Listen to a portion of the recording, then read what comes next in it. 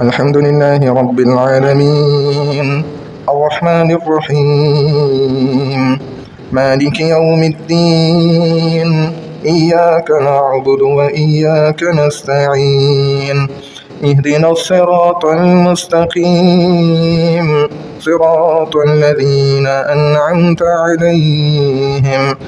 غير المغضوب عليهم ولا الضالين.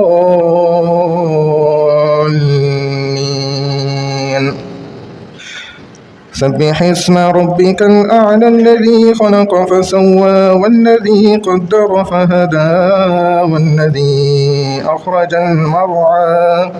فجعله غثاء أحوى سنقرئك فلا تنسى إلا ما شاء الله إنه يعلم الجهر وما يخفى ونيسرك لليسرى فذكر إن نفعت الذكرى سيذكر من يخشى ويتجنبها الأشقى الذي